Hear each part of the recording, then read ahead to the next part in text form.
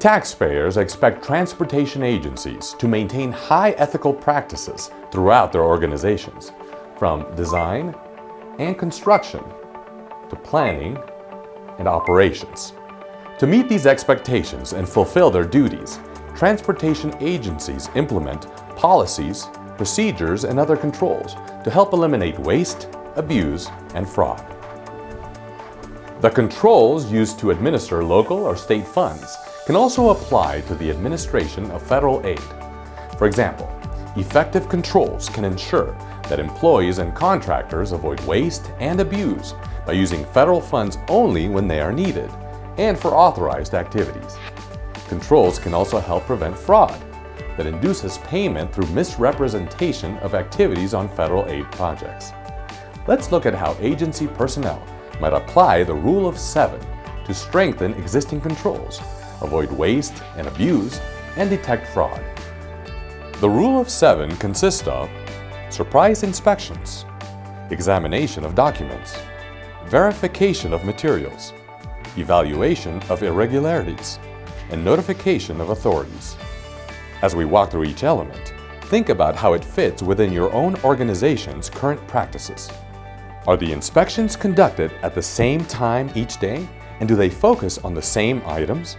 By adding a surprise inspection at different times and of different items to the routine regular inspections, inspectors make it harder for employees and contractors to conceal substandard or out-of-specification materials and practices. Is your agency routinely examining all types of documents, both electronic and in hard copy?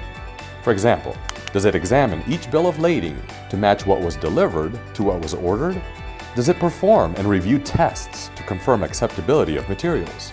Does it check certified payrolls to ensure accurate pay for work performed? While on the job site, what techniques does your agency use to verify materials for acceptability?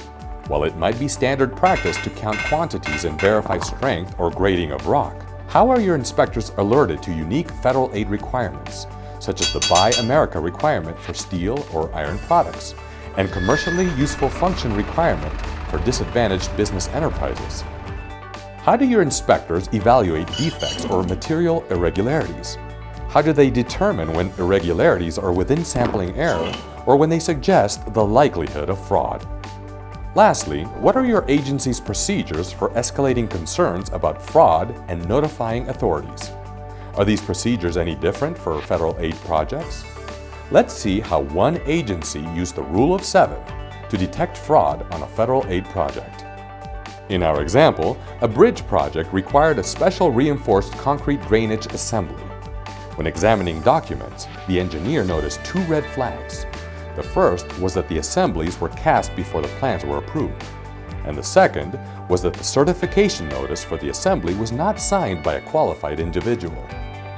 Following the review of the documents, the inspector performed a surprise inspection of the contractor by taking apart an assembly to see if the required special reinforcement was included.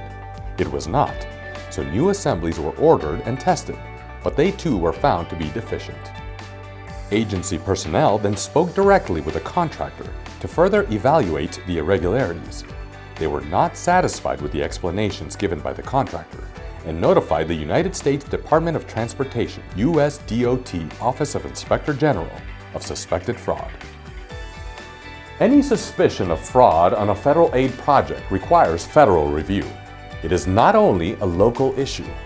As a recipient of federal aid, your agency is obligated to notify immediately all authorities, including the state DOT, the Federal Highway Administration, and the U.S. DOT Office of Inspector General if fraud is suspected.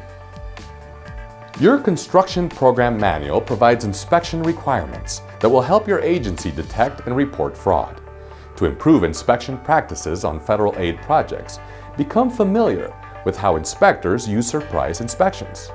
Learn the special requirements for federal aid projects, and educate yourself on the techniques for applying the Rule of 7.